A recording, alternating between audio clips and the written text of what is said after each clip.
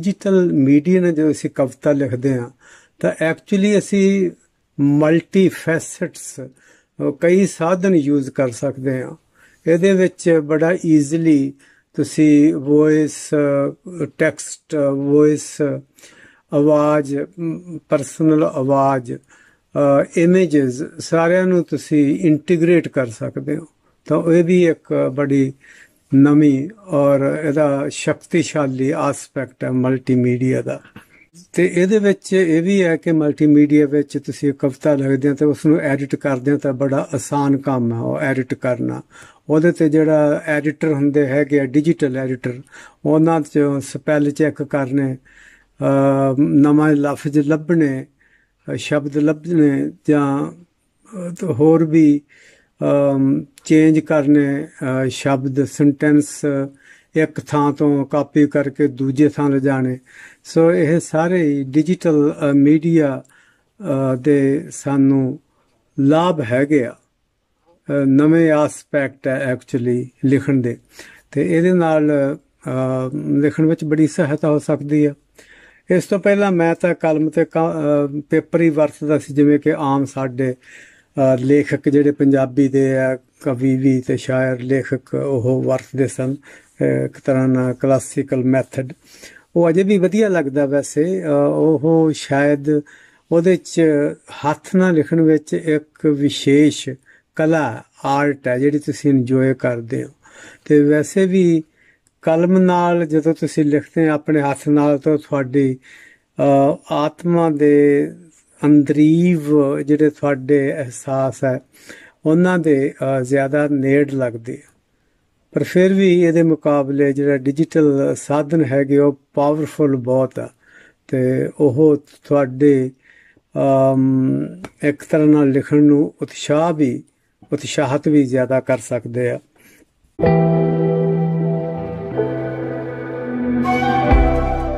ਹੁਣ 1 ਸਾਲ ਤੋਂ ਤਕਰੀਬਨ ਕੋਵਿਡ-19 ਜਿਹੜਾ ਕਰੋਨਾ ਵਾਇਰਸ ਹੈ ਉਹਦਾ ਬੋਲਬਾਲਾ ਰਿਹਾ, ਫੈਲ ਗਿਆ।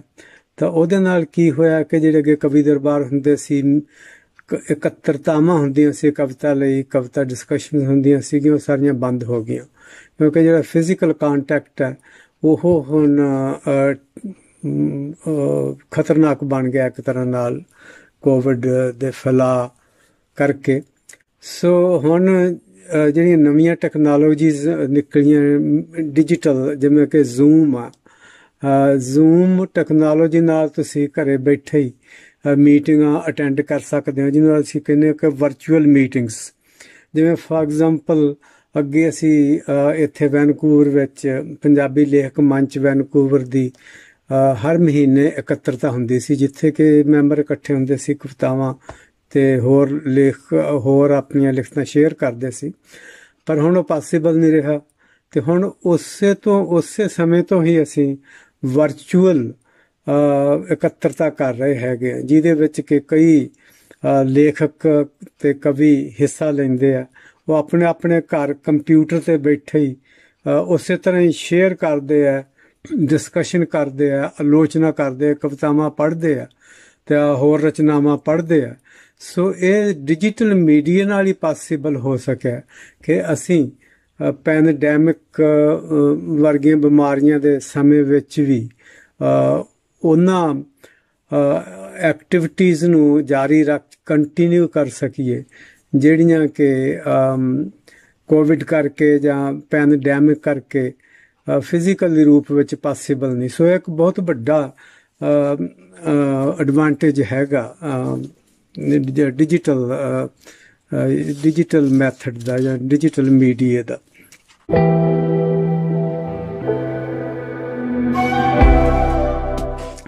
ਇਹ ਵੀ ਕਈ ਵਾਰ ਜਾਂ ਪਹਿਲਾਂ ਤੋਂ ਹੀ, ਇਹ ਤਾਂ ਖੈਰ ਬੜੀ ਦੇਰ ਤੋਂ ਹੀ ਇਹ ਗੱਲ ਦੀ ਚਰਚਾ ਹੋ ਰਹੀ ਹੈ ਕਿ ਕੀ ਮੀਡੀਆ ਕਿ ਜਿਹੜਾ ਡਿਜੀਟਲ ਯੁੱਗ ਹੈ ਕਿ ਇਹਦੇ ਵਿੱਚ ਜਿਹੜੀ ਪੁਸਤਕ ਹੈ ਉਹ ਸਰਵਾਈਵ ਕਰ ਸਕੇਗੀ, ਕਿ ਉਹਦੀ ਮਹੱਤਤਾ ਉਹੀ ਰਹੇਗੀ ਜਿਹੜੀ ਪਹਿਲਾਂ ਵਾਲੀ।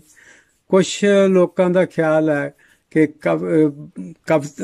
ਜਿਹੜੀ ਪੁਸਤਕ ਹੈ ਉਹ ਸਾਈਬਰ ਸਪੇਸ ਆਉਣ ਨਾਲ, ਮੀਡੀਆ ਯੁੱਗ ਆਉਣ ਨਾਲ ਡਿਸਅਪੀਅਰ ਹੋ ਜੂਗੀ, ਕਿਉਂਕਿ ਕਵਿਤਾ ਜਿਹੜੀ ਹੈਗੀ ਆ ਉਹ ਮੀਡੀਆ ਰਾਹੀਂ ਬਹੁਤ ਪ੍ਰੋਫੀਸ਼ੀਐਂਟਲੀ ਡਿਸਟ੍ਰੀਬਿਊਟ ਜਾਂ ਸ਼ੇਅਰ ਕੀਤੀ ਜਾ ਸਕਦੀ ਆ, ਪਰ ਮੇਰਾ ਵਿਚਾਰ 'ਚ ਇਹ ਗੱਲ ਠੀਕ ਨਹੀਂ। ਕਵਿਤਾ ਨੇ ਵੀ ਪੁਸਤਕ ਦੀ ਇਵੈਂਚੁਅਲੀ ਪੁਸਤਕ ਦੀ ਮਹੱਤਤਾ ਹੋ ਸਕਦਾ ਗਿਣਤੀ ਘਟ ਜਾਵੇ, ਮਹੱਤਤਾ ਵੀ ਘਟ ਜਾਵੇ, ਪਰ ਇਹ ਹੋਰ ਉਸ ਤੋਂ ਜ਼ਿਆਦਾ ਹੋਰ ਪ੍ਰੈਸ਼ੀਅਸ ਬਣਦੀ ਜਾਊਗੀ। ਜਿਵੇਂ ਫਰਜ਼ ਕੀਤਾ ਕੋਈ ਪ੍ਰਾਚੀਨ ਆਪਾਂ ਨੂੰ ਲਿਖਤ ਮਿਲਦੀ ਹੈ ਜਾਂ ਡਰਾਇੰਗ ਮਿਲਦੀ ਹੈ ਤਾਂ ਅਸੀਂ ਉਹਨੂੰ ਬਹੁਤ ਵੈਲਿਊ ਕਰਦੇ ਹਾਂ, ਕਿਉਂਕਿ ਉਹਦੇ ਵਿੱਚ ਬੜਾ ਕਲਚਰਲ ਆਸਪੈਕਟਸ ਬੜੇ ਛੁਪੇ ਹੁੰਦੇ ਆ। ਇਸ ਤਰ੍ਹਾਂ ਹੀ ਜਿਹੜੀ ਪੁਸਤਕ ਆ ਉਹ ਡਿਸਪੀਅਰ ਨਹੀਂ ਹੋਏਗੀ। ਉਹ ਜੇ ਤੁਸੀਂ ਅੱਜ ਦੇਖੋ ਤਾਂ ਅੱਜ ਦੇ ਸਮੇਂ ਵਿੱਚ ਪੁਸਤਕ ਪਹਿਲਾਂ ਨਾਲੋਂ ਜ਼ਿਆਦਾ ਛਪ ਰਹੀ ਹੈ, ਜ਼ਿਆਦਾ ਵਿਕ ਰਹੀ ਹੈ, ਜ਼ਿਆਦਾ ਲੋਕ ਖਰੀਦ ਰਹੇ ਆ, ਜ਼ਿਆਦਾ ਪੜ੍ਹ ਰਹੇ ਆ। ਸੋ ਅਜੇ ਤੱਕ ਜਿਹੜਾ ਡਿਜੀਟਲ ਯੁੱਗ ਹੈ ਉਹਨੇ ਕਿਤਾਬ ਨੂੰ ਮਾਤ ਨਹੀਂ ਪਾਇਆ, ਸਗੋਂ ਕਿਤਾਬ ਜਿਹੜੀ ਪੁਸਤਕ ਹੈ ਉਹਦੀ ਮਹੱਤਤਾ ਲੱਗਦਾ ਕਿ ਅੱਗੇ ਨਾਲੋਂ ਸਗੋਂ ਜ਼ਿਆਦਾ ਹੋ ਗਈ ਆ।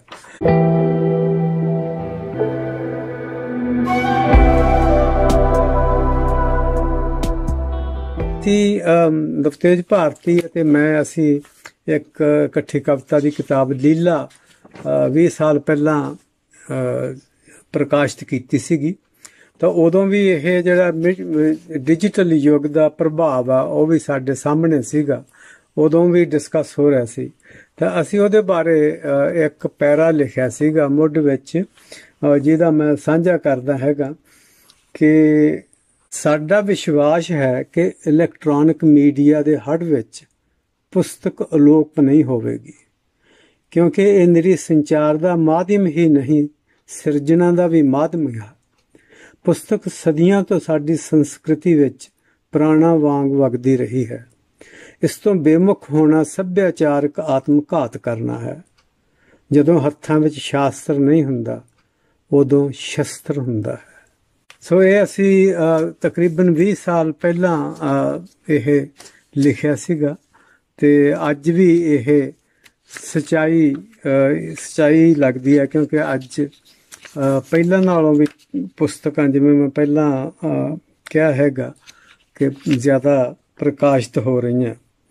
ਤੇ ਇੱਕ ਇਹ ਵੀ ਗੱਲ ਹੈ ਕਿ ਡਿਜੀਟਲ ਸਾਧਨ ਵਰਤ ਕੇ ਕਵਿਤਾ ਨੂੰ ਸਗੋਂ ਹੋਰ ਬਲ ਮਿਲੂਗਾ, ਕਿਉਂਕਿ ਕਿਤਾਬਾਂ ਛਾਪਣ ਵਿੱਚ, ਪ੍ਰਕਾਸ਼ਿਤ ਕਰਨ ਵਿੱਚ ਬਹੁਤ ਸਹੂਲਤ ਹੋ ਗਈ ਡਿਜੀਟਲ ਮੀਡੀਆ ਦੇ ਆਉਣ ਨਾਲ। ਡਿਜੀਟਲ ਮੀਡੀਆ ਦੇ ਆਉਣ ਨਾਲ ਕਵਿਤਾ ਨੂੰ ਰਿਵਾਈਜ਼ ਕਰਨਾ, ਕਵਿਤਾ ਨੂੰ ਰੂਪ ਦੇਣਾ, ਗੈਟਅਪ ਉਹਦੀ ਬਣਾਉਣੀ ਬਹੁਤ ਈਜ਼ੀ ਹੋ ਗਿਆ। ਸੋ ਸਗੋਂ ਡਿਜੀਟਲ ਮੀਡੀਆ ਦੇ ਆਉਣ ਨਾਲ ਮੇਬੀ ਪੁਸਤਕ ਦਾ ਰੂਪ ਤਾਂ ਹੋਰ ਨਿਖਰੂਗਾ ਹੀ, ਤੇ ਸ਼ਾਇਦ ਉਸ ਨੂੰ ਉਹਦਾ ਸਰਵਾਈਵਲ ਵੀ ਐਕਚੁਅਲੀ ਪਹਿਲਾਂ ਨਾਲੋਂ ਜ਼ਿਆਦਾ ਮਜ਼ਬੂਤ ਹੋ ਜਾਵੇ।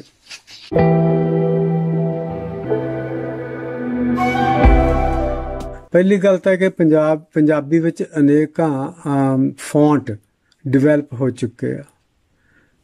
ਹਰ ਕਿਸੇ ਨੂੰ ਇਹ ਸੁਤੰਤਰਤਾ ਹੈ ਕਿ ਆਪਣਾ ਮਨ ਭਾਉਂਦਾ ਫੌਂਟ ਡਿਵੈਲਪ ਕਰ ਲਵੇ। ਕੋਈ ਇਹ ਟੈਕਨੀਕਲੀ ਬਹੁਤਾ ਔਖਾ ਕੰਮ ਨਹੀਂਗਾ। ਸੋ ਇਸੇ ਕਰਕੇ ਬਹੁਤ ਜਿਹੜੇ ਪੰਜਾਬੀ ਦੇ ਹੈਗੇ ਫੌਂਟ ਡਿਵੈਲਪ ਹੋ ਚੁੱਕੇ ਆ, ਪਰ ਉਹਨਾਂ ਨੂੰ ਇੱਕ ਦੂਜੇ ਤੋਂ ਕਨਵਰਟ ਕਰਨਾ ਇੰਨਾ ਸੌਖਾ ਨਹੀਂ। ਹਾਂ, ਇਹਦੇ ਸੰਦਰਭ ਵਿੱਚ ਇਹ ਜ਼ਰੂਰ ਆ ਕਿ ਕਈ ਸੈਂਟਰ ਬੜਾ ਕੰਮ ਕਰ ਰਹੇ, ਜਿਵੇਂ ਕਿ ਪੰਜਾਬੀ ਯੂਨੀਵਰਸਿਟੀ ਦਾ ਕੰਪਿਊਟਰ ਸੈਂਟਰ ਆ, ਉੱਥੇ ਇਹ ਬਹੁਤ ਕੰਮ ਹੋ ਰਿਹਾ। ਸੋਧਕ ਪ੍ਰੋਗਰਾਮ ਵਿੱਚ ਤੁਸੀਂ ਇੱਕ ਫੌਂਟ ਨੂੰ ਦੂਜੇ ਵਿੱਚ ਕਨਵਰਟ ਕਰ ਸਕਦੇ ਹੋ, ਟਰਾਂਸਲੇਸ਼ਨ ਕਰ ਸਕਦੇ ਹੋ ਇੱਕ ਲੈਂਗੁਏਜ ਤੋਂ ਦੂਜੀ ਵਿੱਚ, ਜਿਵੇਂ ਪੰਜਾਬੀ ਤੋਂ ਹਿੰਦੀ, ਹਿੰਦੀ ਤੋਂ ਪੰਜਾਬੀ। ਟਰਾਂਸਲਿਟਰੇਟ ਕਰ ਸਕਦੇ ਹੋ ਕਿ ਤੁਸੀਂ ਪੰਜਾਬੀ ਲਿਪੀ ਨੂੰ ਦੇਵਨਾਗਰੀ ਲਿਪੀ ਵਿੱਚ ਕਨਵਰਟ ਕਰ ਦਿਓ ਜਾਂ ਸ਼ਾਹਮੁਖੀ ਵਿੱਚ ਕਨਵਰਟ ਕਰ ਦਿਓ। ਇਹ ਬਹੁਤ ਵੱਡੀਆਂ ਗੱਲਾਂ ਹੈਗੀਆਂ, ਬਹੁਤ ਪ੍ਰੋਗਰੈਸਿਵ ਇਹ ਆਸਪੈਕਟ ਹੈਗੇ ਸਾਡੇ ਸਾਹਿਤ ਦੇ, ਜਿਹੜੇ ਕਿ ਬਹੁਤ ਸੌਖਾ ਬਣਾ ਰਹੇ ਆ। ਪਰ ਇਹਦੇ ਵਿੱਚ ਪ੍ਰੋਬਲਮਾਂ ਵੀ ਬਹੁਤ ਹੈਗੀਆਂ ਕਿ ਅਜੇ ਤੱਕ ਜਿਹੜਾ ਟਰਾਂਸਲੇਸ਼ਨ ਸਪੈਸ਼ਲੀ ਉਹਦੇ ਵਿੱਚ ਬਹੁਤ ਗਲਤੀਆਂ ਹੁੰਦੀਆਂ, ਐਕੂਰੇਟ ਨਹੀਂ ਹੁੰਦਾ। ਟਰਾਂਸਲਿਟਰੇਸ਼ਨ ਵਿੱਚ ਵੀ ਗਲਤੀਆਂ ਰਹਿ ਜਾਂਦੀਆਂ ਤੇ ਉਹਦੇ ਤੇ ਵੀ ਸਮਾਂ ਲਾਉਣਾ ਪੈਂਦਾ ਹੈਗਾ।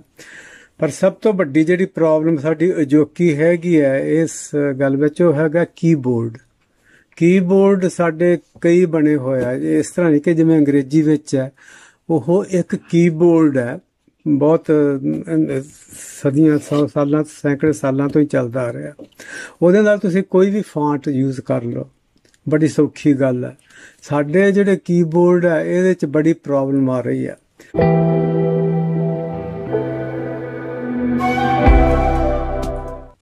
ਤੇ ਜਿਸ ਤਰ੍ਹਾਂ ਮੈਂ ਪਹਿਲਾਂ ਗੱਲ ਕੀਤੀ ਹੈਗੀ ਹੈ ਕਿ ਡਿਜੀਟਲ ਮੀਡੀਆ ਰਾਹੀਂ ਅਸੀਂ ਬੜਾ ਕੁਝ ਕਰ ਸਕਦੇ ਹਾਂ ਜਿਹੜਾ ਕਿ ਪਹਿਲਾਂ ਪੋਸੀਬਲ ਨਹੀਂ ਸੀਗਾ।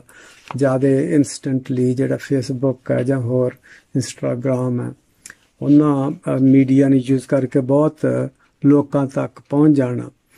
ਤੇ ਪਰ ਇਹਦੇ 'ਚ ਹੋਰ ਐਕਸਪੈਰੀਮੈਂਟ ਵੀ ਹੋ ਸਕਦੇ ਆ। ਜਿਵੇਂ ਫਰ ਐਗਜ਼ਾਮਪਲ ਮੈਂ ਆਪਣੀ ਇੱਕ ਐਗਜ਼ਾਮਪਲ ਦੇਣੀ ਚਾਹੁੰਦਾ ਕਿ 80s ਵਿੱਚ ਮੈਂ ਲੇਟ 80s ਵਿੱਚ ਮੈਂ ਯੂਨੀਵਰਸਿਟੀ ਵਿਕਟੋਰੀਆ ਦੇ ਕੰਪਿਊਟਰ ਸੈਂਟਰ ਵਿੱਚ ਕੰਮ ਕਰਦਾ ਸੀ।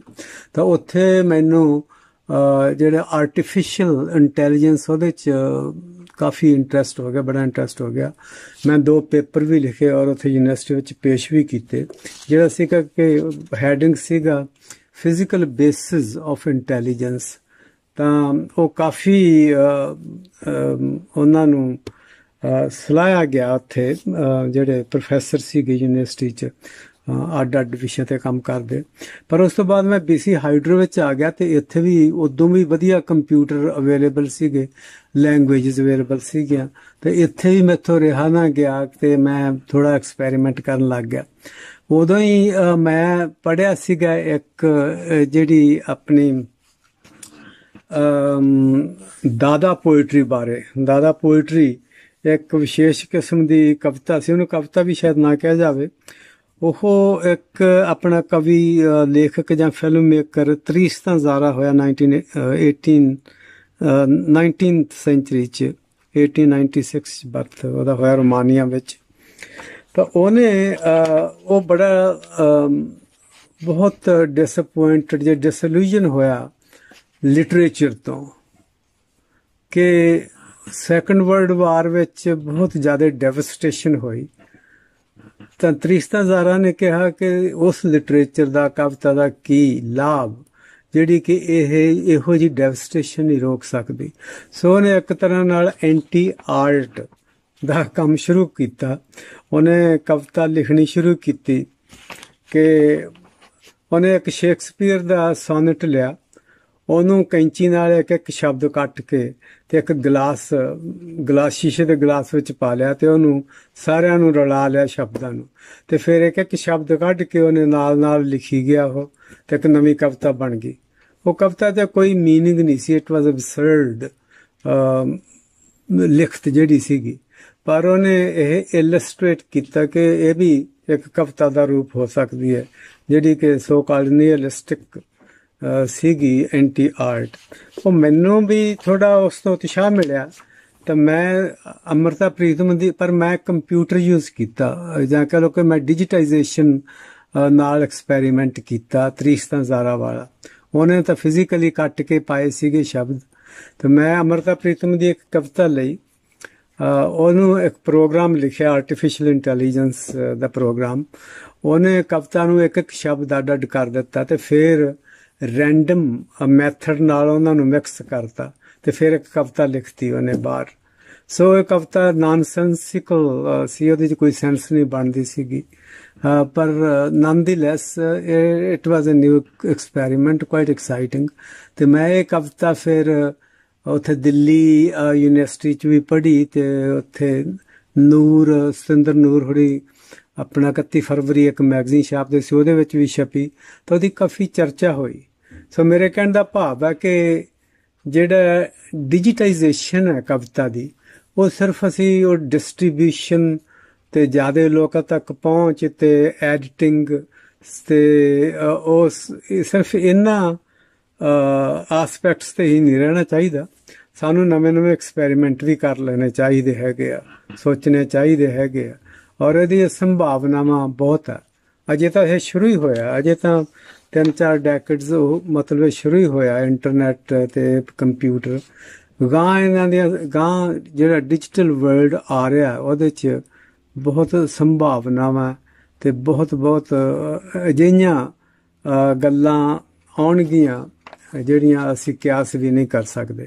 ਸੋ ਪੰਜਾਬੀ ਕਵੀਆਂ ਲਈ ਇਹ ਬੜਾ ਜ਼ਰੂਰੀ ਹੈ ਕਿ ਉਹ ਜਿਹੜੀ ਕਵਿਤਾ ਦੀ ਡਿਜੀਟਾਈਜੇਸ਼ਨ ਹੈ ਉਹਨੂੰ ਸਮਝਣ, ਵਰਤਣ, ਉਹਦੇ ਨਾਲ ਉਹਦਾ ਅਭਿਆਸ ਕਰਨ, ਐਕਸਪੈਰੀਮੈਂਟ ਕਰਨ, ਉਹਦੇ ਨਵੇਂ-ਨਵੇਂ ਉਹਦੇ ਪਹਿਲੂਆਂ ਤੋਂ ਵਾਕਫ ਹੋਣ।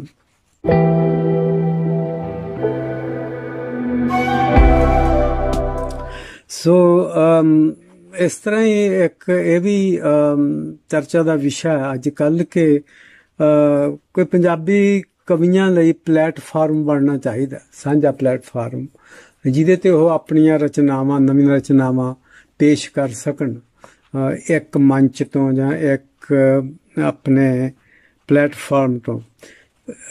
ਇਹੋ ਜਿਹੇ ਇੱਕ ਪਲੇਟਫਾਰਮ ਤਾਂ ਵੈਸੇ ਤਾਂ ਕਈ ਬਣੇ ਹੋਏ ਵਰਲਡ 'ਚ, ਦੁਨੀਆ 'ਚ, ਅੰਗਰੇਜ਼ੀ ਵਿੱਚ ਤਾਂ, ਪਰ ਇੱਕ ਅਕੈਡਮੀ ਆਫ ਅਮਰੀਕਨ ਪੋਇਟਸ ਦਾ ਇਹੋ ਜਿਹਾ ਮੰਚ ਹੈਗਾ ਜਾਂ ਪਲੇਟਫਾਰਮ ਜਿਹਨੂੰ ਉਹ ਪੋਇਟਸ ਔਰਗ ਦਾ ਨਾਂ ਹੈਗਾ। ਉਹਦੇ ਤੇ ਜਿਹੜੇ ਆਪਣੇ ਪੋਇਮ ਛਪਦੀ ਆ, ਉਹ ਪੋਇਮ ਏ ਡੇ, ਇਹ ਉਹਦਾ ਨਾਂ ਹੈਗਾ ਪਲੇਟਫਾਰਮ ਦਾ, ਪੋਇਮ ਏ ਡੇ। ਤੇ ਇਹਦੇ ਅੰਡਰ ਕਿੰਨੀਆਂ ਕਵਿਤਾਵਾਂ ਛਪਦੀਆਂ। ਉਹ ਜਿਹੜੇ ਅਕੈਡਮੀ ਵਾਲੇ ਹੈਗੇ ਆ ਉਹ ਹਰ ਮਹੀਨੇ ਲਈ ਵੱਖਰੇ ਐਡੀਟਰਸ, ਜਿਹੜੇ ਸੰਪਾਦਕ ਆ, ਉਹਨਾਂ ਨੂੰ ਅਪੁਆਇੰਟ ਕਰਦੇ ਤੇ ਉਹ ਫਿਰ ਇੰਟਰਨੈਸ਼ਨਲੀ ਲੈਵਲ ਤੇ ਕਵਿਤਾਵਾਂ ਚੂਜ਼ ਕਰਕੇ ਪੋਇਮ ਏ ਡੇ ਉੱਤੇ ਪਾਉਂਦੇ ਐਵਰੀ ਡੇ, ਹਰ ਰੋਜ਼। ਤੇ ਮੇਰੀ ਵੀ ਉਹਨਾਂ ਨੇ ਇੱਕ ਉਹਦੇ 'ਚ ਕਵਿਤਾ ਯੈਲੋ ਫਲਾਵਰਸ ਉਹ ਪਾਈ ਸੀਗੀ। ਤੇ ਉਹ ਮੈਨੂੰ ਖੁਸ਼ੀ ਇਸ ਗੱਲ ਦੀ ਕਿ ਉਹ ਸਿਰਫ ਉੱਥੇ ਹੀ ਨਹੀਂ, ਉਦੋਂ ਗਾਂ ਜਿਹੜੇ ਐਜੂਕੇਸ਼ਨ ਵਾਲੇ ਹੈਗੇ ਸਿਸਟਮ ਅਮਰੀਕਾ 'ਚ, ਉਹਨਾਂ ਨੇ ਪਿਕਅਪ ਕਰ ਲਈ ਔਰ ਉਹਨਾਂ ਨੇ 14,000 ਸਕੂਲਾਂ ਵਿੱਚ ਉਹ ਕਵਿਤਾ ਕੀਤੀ। ਉਹ ਆਪਣੀ ਬੱਚਿਆਂ ਨੂੰ, ਗ੍ਰੇਡ 12 ਦੇ ਬੱਚਿਆਂ ਨੂੰ ਕਵਿਤਾ ਦੀ ਵੰਨਗੀ ਦੇਣ ਵਾਸਤੇ, ਕਵਿਤਾ ਉੱਤੇ ਡਿਸਕਸ਼ਨ ਕਰਨ ਵਾਸਤੇ ਉਹ ਕਵਿਤਾ ਯੂਜ਼ ਕੀਤੀ। ਸੋ ਤੁਸੀਂ ਦੇਖ ਸਕਦੇ ਹੋ ਕਿ ਇਹੋ ਜਿਹੇ ਪਲੇਟਫਾਰਮ ਦੀਆਂ ਕਿੰਨੀਆਂ ਸੰਭਾਵਨਾਵਾਂ।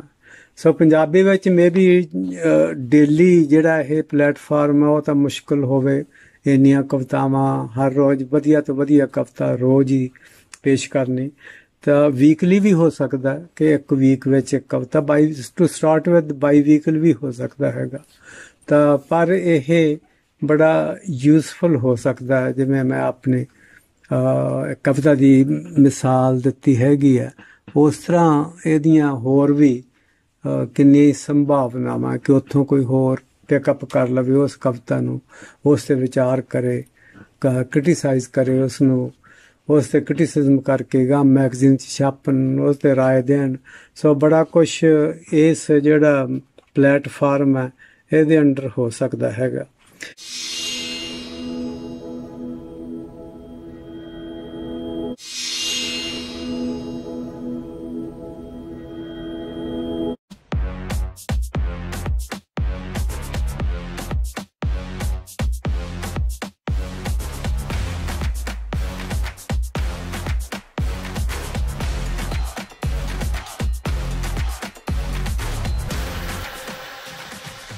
ਪਹਿਲੀ ਕਵਿਤਾ ਕਦੋਂ ਲਿਖੀ, ਕਾਹਦੇ ਨਾਲ ਲਿਖੀ?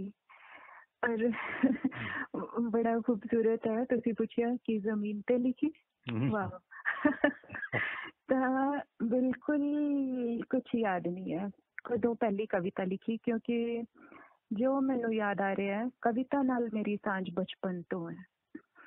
ਮੈਂ ਆਪਣੀ ਕਵਿਤਾ ਨਾਲ ਸਾਂਝ ਨੂੰ ਸਿਰਫ ਡਾਇਆਡਿਕ ਨਹੀਂ ਮੰਨ ਸਕਦੀ। ਮੇਰੇ ਤੇ ਕਵਿਤਾ ਦੇ ਵਿਚਕਾਰ ਇਸ ਦੇ ਵਿੱਚ ਤੀਸਰੀ ਧਿਰ ਮੇਰੇ ਫਾਦਰ ਨੇ, ਮੇਰੇ ਪਾਪਾ। ਉਹ ਬੇਸ਼ੱਕ ਅੱਜ ਇਸ ਦੁਨੀਆ 'ਚ ਨਹੀਂ ਹੈ, ਪਰ ਉਹਨਾਂ ਦੀ એનર્ਜੀ ਹਮੇਸ਼ਾ ਮੇਰੇ ਨਾਲ ਰਹਿੰਦੀ ਹੈ। ਤਾਂ ਲਿਖਣ ਦੇ ਵਿੱਚ ਇੰਟਰਸਟ, ਇਹ ਸਭ ਕੁਝ ਮੈਨੂੰ ਪਾਪਾ ਤੋਂ ਮਿਲਿਆ। ਔਰ ਬੇਸ਼ੱਕ ਮੈਂ ਪ੍ਰਾਈਵੇਟ ਸਕੂਲ ਦੇ ਵਿੱਚ ਪੜ੍ਹੀ ਹਾਂ, ਪਰ ਮੈਨੂੰ ਪਾਪਾ ਨੇ ਫੱਟੀ ਲਿਖਣਾ ਸਿਖਾਇਆ, ਮੈਨੂੰ ਕਲਮ ਕੱਢ ਕੇ ਦਿੰਦੇ ਸੀ। ਔਰ ਖੂਬਸੂਰਤ ਲਿਖਾਈ ਦੀ ਟ੍ਰੇਨਿੰਗ ਮੈਨੂੰ ਪਾਪਾ ਨੇ ਦਿੱਤੀ। ਫੱਟੀ ਨੂੰ ਸਾਫ਼ ਕਰਕੇ ਮੈਂ ਲਿਖਦੀ ਹੁੰਦੀ ਸੀ, ਕਲਮ, ਦਵਾਤ, ਇਹ ਚੀਜ਼ਾਂ ਮੇਰੇ ਲਈ ਸਿਰਫ ਸਿੰਬੋਲਿਕ ਨਹੀਂ ਹੈ, ਮੈਂ ਇਹਨਾਂ ਸਾਰੀਆਂ ਚੀਜ਼ਾਂ ਨਾਲ ਕੰਮ ਕੀਤਾ ਹੋਇਆ। ਤੇ ਕੋਈ ਸ਼ੱਕ ਨਹੀਂ ਕਿ ਉਹਨਾਂ ਦਾ ਇੱਕ ਆਪਣਾ ਹੀ ਇੱਕ ਮਤਲਬ ਕੀ ਉਹਨੂੰ ਸ਼ਬਦ ਦੇਵਾਂ, ਮੈਸਮਰਿਜ਼ਮ ਹੈ, ਉਹਨਾਂ ਦਾ ਇੱਕ ਆਪਣਾ ਹੀ ਜਾਦੂ ਹੈ। ਮਾਨਸਾ ਰਹਿੰਦੀ ਸੀ ਤਾਂ ਮੈਨੂੰ ਯਾਦ ਹੈ 1991 ਜਾਂ 92 ਦੀ ਗੱਲ ਹੈ, ਜਦੋਂ ਅਸੀਂ ਕੰਪਿਊਟਰ ਲੈ ਕੇ ਆਏ ਸੀ। ਔਰ ਮੈਨੂੰ ਬਹੁਤ ਨੀਡ ਸੀ ਕਿ ਮੈਂ ਇਹ ਸਿੱਖਾਂ, ਇਹ ਨਵੀਂ ਚੀਜ਼ ਕੀ ਆ। ਔਰ ਮੈਂ ਸਿੱਖਿਆ ਸੀ ਉਸ ਸਮੇਂ, ਕੁਛ ਮਤਲਬ ਉਹਨਾਂ ਦਿਨਾਂ ਦੀ ਗੱਲ ਹੈ। ਪਰ ਉਸ ਸਮੇਂ ਦੇ ਵਿੱਚ ਮੈਨੂੰ ਯਾਦ ਹੈ ਮੈਂ ਆਪਣੇ ਛੋਟੇ ਬ੍ਰਦਰ ਦਾ ਇੱਕ ਕੋਈ ਪ੍ਰੋਜੈਕਟ ਵੀ ਟਾਈਪ ਕੀਤਾ ਸੀ ਕੰਪਿਊਟਰ ਤੇ। ਪਰ ਫਿਰ ਵੀ ਮਤਲਬ ਇੰਨਾ ਮੈਨੂੰ ਧਿਆਨ ਨਹੀਂ ਹੈ ਕਿ ਉਸ ਸਮੇਂ ਮੈਂ ਕੋਈ ਬਹੁਤ ਜ਼ਿਆਦਾ ਇਸ ਤੇ ਕੰਮ ਕੀਤਾ। ਉਹ ਇੱਕ ਛੋਟਾ ਜਿਹਾ ਸਮਾਂ ਸੀ, ਉਸ ਤੋਂ ਬਾਅਦ ਇੱਕ ਲੰਬਾ ਗੈਪ ਆਇਆ।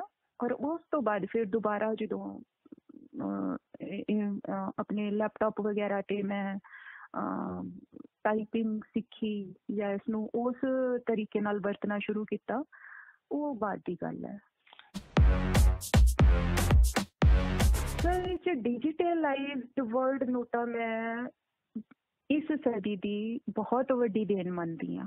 ਔਰ ਮੈਂ ਪੂਰੀ ਤਰ੍ਹਾਂ ਨਾਲ ਇਸ ਦਾ ਵੈਲਕਮ ਕਰਦੀ ਹਾਂ। ਇਸ ਤਰ੍ਹਾਂ ਦੀ ਮੈਨੂੰ ਅਦਰ ਦੈਨ ਟੈਕਨੀਕਲ ਪ੍ਰੋਬਲਮ ਕਿ ਉਹ ਹੁਣ ਮੈਨੂੰ ਇੱਕ ਨਵੇਂ ਫੌਂਟ ਨੂੰ ਸਿੱਖਣਾ ਹੈ, ਉਸ ਦੇ ਵਿੱਚ ਕੁਝ ਸਮਾਂ ਜਿਹੜਾ ਮੈਂ ਹਜੇ ਨਹੀਂ ਲੱਭ ਪਾ ਰਹੀ ਇੱਧਰੋਂ ਉੱਧਰੋਂ, ਉਸ ਤਰ੍ਹਾਂ ਦੀਆਂ ਦਿੱਕਤਾਂ ਤੋਂ ਇਲਾਵਾ ਮੈਂ ਇਸ 'ਚ ਕਿਸੇ ਤਰ੍ਹਾਂ ਦੀ ਕੋਈ ਦਿੱਕਤ ਨਹੀਂ ਦੇਖਦੀ।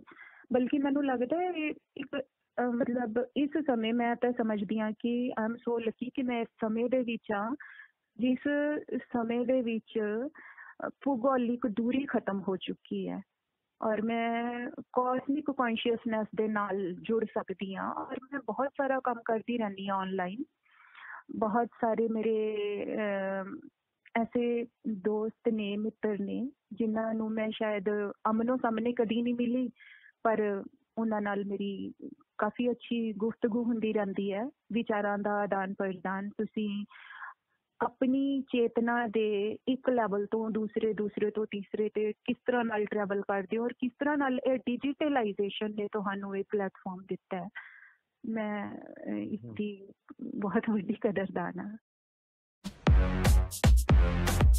ਜੇ ਮੈਨੂੰ ਇੱਥੇ ਆਲਮੋਸਟ 10 ਸਾਲ ਤੋਂ ਜ਼ਿਆਦਾ ਹੋ ਗਿਆ ਸਮਾਂ, 10 ਸਾਲ ਹੋ ਗਏ ਨੇ, 10-11 ਸਾਲ ਕੈਨੇਡਾ ਵਿੱਚ ਆਇਆ। ਮੈਂ ਇੱਥੇ ਸਾਹਿਤਿਕ ਮਾਹੌਲ ਨੂੰ ਮਿਸ ਕਰਦੀ ਹਾਂ। ਕੋਈ ਸਾਹਿਤਿਕ ਮਾਹੌਲ ਮੈਨੂੰ ਇੱਥੇ ਨਹੀਂ ਲੱਭਿਆ। ਸਾਹਿਤਿਕ ਮਾਹੌਲ ਤੋਂ ਮੇਰਾ ਮਤਲਬ ਹੈ ਇੱਕ ਉਸਾਰੂ, ਸੂਖਮਤਾ ਵਾਲਾ, ਸਮਝਦਾਰੀ ਵਾਲਾ, ਮਿਆਰ ਵਾਲਾ ਸਾਹਿਤਿਕ ਮਾਹੌਲ।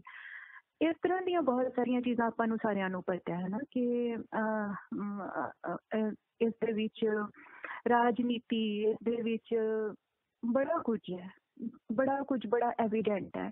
ਪਰ ਫਿਰ ਵੀ ਇਸ ਡਿਜੀਟਲਾਈਜੇਸ਼ਨ ਦੇ ਸਮੇਂ ਦੇ ਵਿੱਚ ਅਸੀਂ ਉਹਨਾਂ ਚੀਜ਼ਾਂ ਨੂੰ ਜਿਨ੍ਹਾਂ ਨੂੰ ਅਸੀਂ ਐਡਰੈਸ ਕਰ ਸਕਦੇ ਹਾਂ, ਅਸੀਂ ਕਿਉਂ ਨਹੀਂ ਐਡਰੈਸ ਕਰ ਪਾ ਰਹੇ।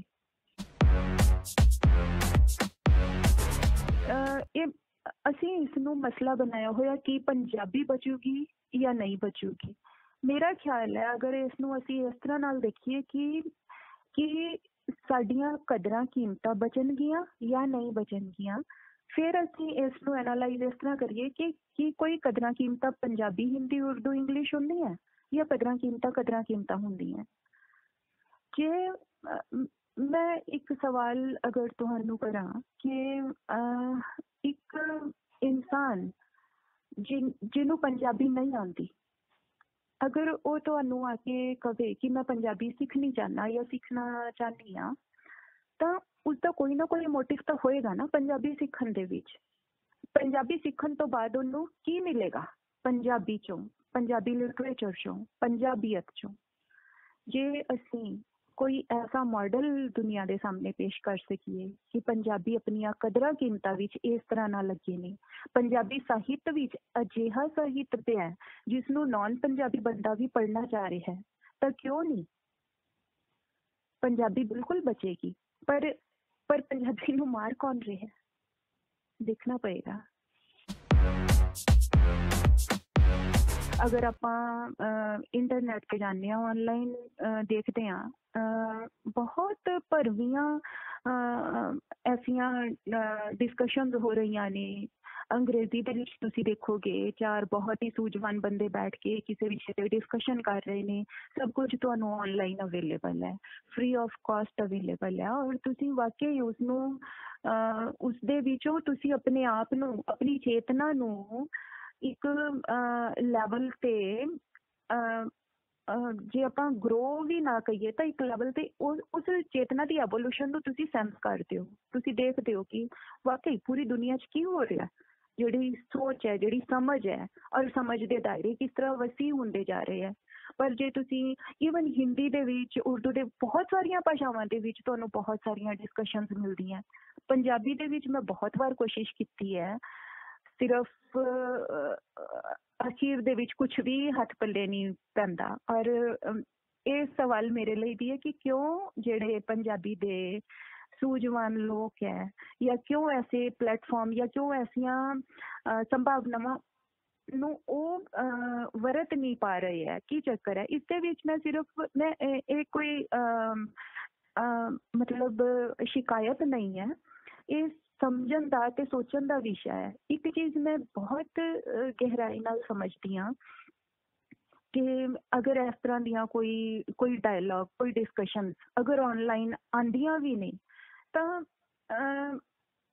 ਕ੍ਰਿਟਿਸਿਜ਼ਮ ਹਰ ਚੀਜ਼ ਦਾ ਹੁੰਦਾ ਹੈ। ਕ੍ਰਿਟਿਸਿਜ਼ਮ ਹਮੇਸ਼ਾ ਵੈਲਕਮ ਹੈ, ਪਰ ਨੈਗੇਟਿਵ ਕ੍ਰਿਟਿਸਿਜ਼ਮ ਤੋਂ ਸ਼ਾਇਦ ਜਿਹੜੇ ਬਹੁਤ ਸੰਵੇਦਨਸ਼ੀਲ ਲੋਕ ਨੇ, ਸ਼ਾਇਦ ਉਹ ਡਰ ਵਰਡ ਨਹੀਂ, ਸ਼ਾਇਦ ਉਹ ਉਸਨੂੰ ਅਵੋਇਡ ਕਰਨਾ ਚਾਹੁੰਦੇ ਆ ਉਸ ਸਿਚੁਏਸ਼ਨ ਨੂੰ ਕਿ ਛੱਡੋ। ਹਾਂ, ਮੈਨੂੰ ਲੱਗਦਾ ਜਦੋਂ ਆਪਾਂ ਡਿਜੀਟਲਾਈਜੇਸ਼ਨ ਦੇ, ਔਰ ਇਹ ਵੀ ਬੜਾ ਸਵਾਲ ਕਈ ਵਾਰ ਉੱਭਰ ਕੇ ਆਉਂਦਾ ਹੈ ਕਿ ਕਲਮ ਕਾਗਜ਼ ਨਾਲ ਤੁਹਾਡਾ ਇੱਕ ਰਿਸ਼ਤਾ ਹੁੰਦਾ ਹੈ, ਔਰ ਜੇ ਤੁਸੀਂ ਆਨਲਾਈਨ ਹੀ ਸਾਰਾ ਕੁਝ ਪੜ੍ਹ ਰਹੇ ਹੋ, ਅਗਰ ਉੱਥੋਂ ਕਾਗਜ਼ ਮੰਨਫੀ ਹੋ ਗਿਆ ਤਾਂ ਸ਼ਾਇਦ ਉਸਦਾ ਤੁਹਾਡੀ ਰਿਸੈਪਸ਼ਨ ਤੇ ਕੋਈ ਪ੍ਰਭਾਵ ਪਏਗਾ। ਮੈਂ ਪਰਸਨਲੀ ਮੈਂ ਇਸ ਤਰ੍ਹਾਂ ਨਹੀਂ ਸਮਝਦੀ। ਮੈਂ ਤਕਰੀਬਨ, ਮੇਰਾ ਖਿਆਲ ਹੈ ਮੈਂ 70% ਤੋਂ ਜ਼ਿਆਦਾ ਜੋ ਵੀ ਪੜ੍ਹਦੀ ਹਾਂ ਆਨਲਾਈਨ ਪੜ੍ਹਦੀ ਹਾਂ। ਮੈਨੂੰ ਕਦੇ ਐਸੀ ਦਿੱਕਤ ਨਹੀਂ ਆਈ ਹੈ। ਆਨਲਾਈਨ ਵੀ ਤੁਸੀਂ ਨੋਟਸ ਲੈ ਸਕਦੇ ਹੋ, ਸਾਰਾ ਕੁਝ ਟੂਲਸ ਤੁਹਾਡੇ ਕੋਲ ਹੁੰਦੇ ਹੈ, ਜਿਸ ਵੀ ਫਾਰਮੈਟ 'ਚ ਤੁਸੀਂ ਕੰਮ ਕਰ ਰਹੇ ਹੋ। ਬਲਕਿ ਮੈਨੂੰ ਉਹ ਜ਼ਿਆਦਾ ਈਜ਼ੀ ਲੱਗਦਾ ਹੈ, ਜ਼ਿਆਦਾ ਕਲੀਨ ਲੱਗਦਾ ਹੈ, ਔਰ ਜ਼ਿਆਦਾ ਐਫੀਸ਼ੀਐਂਟ ਲੱਗਦਾ ਹੈ। ਤਾਂ ਮੈਨੂੰ ਕਈ ਵਾਰੀ ਮੈਂ ਸੋਚਦੀ ਹਾਂ ਕਿ ਪੁਰਾਣੇ ਸਮਿਆਂ 'ਚ ਜੇ ਅਸੀਂ ਕਲਮ ਕਾਗਜ਼ ਤੋਂ ਵੀ ਪਿੱਛੇ ਚਲੇ ਜਾਈਏ, ਜਦੋਂ ਸਿਰਫ ਬੋਲਣ ਤੇ ਸੁਣਨ ਦੀ ਟੈਕਨੀਕ ਨਾਲ ਹੀ ਲਿਟਰੇਚਰ ਜਾਂ ਕੋਈ ਵੀ ਚੀਜ਼ਾਂ ਅੱਗੇ ਤੁਰਦੀਆਂ ਸੀ, ਉਸ ਸਮੇਂ ਤੋਂ ਬਾਅਦ ਉਦੋਂ ਇੱਕ ਬੰਦਾ ਬੋਲ ਰਿਹਾ ਹੈ, ਦੂਸਰਾ ਸੁਣ ਰਿਹਾ ਹੈ, ਔਰ ਸੁਣ ਕੇ ਰਜਿਸਟਰ ਕਰ ਰਿਹਾ ਹੈ, ਉਸਨੂੰ ਇੰਟਰਨਲਾਈਜ਼ ਕਰ ਰਿਹਾ ਹੈ। ਇੰਟਰਨਲਾਈਜ਼ ਕਰਕੇ ਉਹ ਅੱਗੇ ਰੀਪਰੋਡਿਊਸ ਕਰੇਗਾ ਉਸਨੂੰ। ਇਸੇ ਤਰ੍ਹਾਂ ਨਾਲ ਜਦੋਂ ਸਾਹਿਤ ਚੱਲਦਾ ਸੀ, ਉਸ ਤੋਂ ਬਾਅਦ ਜਦੋਂ ਕਲਮ ਤੇ ਕਾਗਜ਼ ਆਈ ਹੋਏਗੀ ਤਾਂ ਬਿਲਕੁਲ ਉਹਨਾਂ ਲੋਕਾਂ ਨੇ ਵੀ ਇਹ ਸਵਾਲ ਉਠਾਏ ਹੋਣਗੇ ਕਿ ਕਲਮ ਤੇ ਕਾਗਜ਼ ਦੇ ਆਉਣ ਨਾਲ ਕੀ ਇਹ ਜਿਹੜੀ ਸਾਹਿਤ ਹੈ, ਇਸ ਦਾ ਮਿਆਰ ਖਰਾਬ ਨਹੀਂ ਹੋ ਜਾਏਗਾ, ਜਾਂ ਇਸ ਨਾਲ ਕੀ ਉਸਦੇ ਕੀ ਪ੍ਰੋਜ਼ ਐਂਡ ਕੋਨਸ ਹੋਣਗੇ? ਇਹ ਸਵਾਲ ਉਹਨਾਂ ਨੇ ਵੀ ਕੀਤੇ ਹੋਣੇ ਹੈ। ਔਰ ਹੋ ਸਕਦਾ ਉਹਨਾਂ ਨੂੰ ਵੀ ਲੱਗਿਆ ਹੋਵੇ ਕਿ ਸ਼ਾਇਦ ਰਿਸ਼ਤੇ ਤੇ, ਇਹ ਸਮਝਣ ਦੇ, ਸੋਚਣ ਦੇ ਰਿਸ਼ਤੇ ਤੇ ਕੋਈ ਅਸਰ ਪਿਆ ਹੋਵੇ। ਇਹ ਅਗੇਨ ਇੱਕ ਵੱਖਰੀ ਕਹਾਣੀ ਹੈ ਕਿ ਕੀ ਇਸ ਨਾਲ ਕੋਈ ਫਰਕ ਪਿਆ ਹੋ ਸਕਦਾ ਹੈ। ਅਗਰ ਮੈਂ ਇਸਨੂੰ ਥੋੜਾ ਜਿਹਾ ਸਮਝਣ ਦੀ ਕੋਸ਼ਿਸ਼ ਕਰਾਂ ਤਾਂ ਮੈਂ ਕਹਾਂਗੀ ਕਿ ਹੋ ਸਕਦਾ ਹੈ ਜਿਹੜੀ ਇੰਟੈਲੈਕਚੁਅਲਾਈਜੇਸ਼ਨ ਹੈ, ਉਹ ਉਸ ਨੂੰ ਜ਼ਿਆਦਾ ਸਪੇਸ ਮਿਲ ਗਿਆ ਤੇ ਇੰਟਰਨਲਾਈਜੇਸ਼ਨ ਦਾ ਸਪੇਸ ਥੋੜਾ ਜਿਹਾ ਘਟ ਗਿਆ ਜਦੋਂ ਅਸੀਂ ਸੁਣਨ ਤੇ ਬੋਲਣ ਦੀ ਟੈਕਨੀਕ ਤੋਂ ਕਲਮ ਤੇ ਦਵਾਤ ਦੀ ਟੈਕਨੀਕ ਤੇ ਆਏ, ਕਾਗਜ਼ ਦੀ ਟੈਕਨੀਕ ਤੇ ਆਏ। ਉਸੇ ਤਰ੍ਹਾਂ ਹੁਣ ਅਸੀਂ ਕਾਗਜ਼ ਤੋਂ ਡਿਜੀਟਲਾਈਜੇਸ਼ਨ 'ਚ ਜਾਣ ਦੀ ਗੱਲ ਕਰ ਰਹੇ ਹਾਂ। ਤਾਂ ਬਿਲਕੁਲ ਪ੍ਰੋਜ਼ ਐਂਡ ਕੋਨਸ ਦੋਨੋਂ ਹੋਣਗੇ, ਪਰ ਫਿਰ ਵੀ ਮੈਂ ਇਸ ਦੇ ਲਾਭ ਜ਼ਿਆਦਾ ਦੇਖਦੀ ਹਾਂ।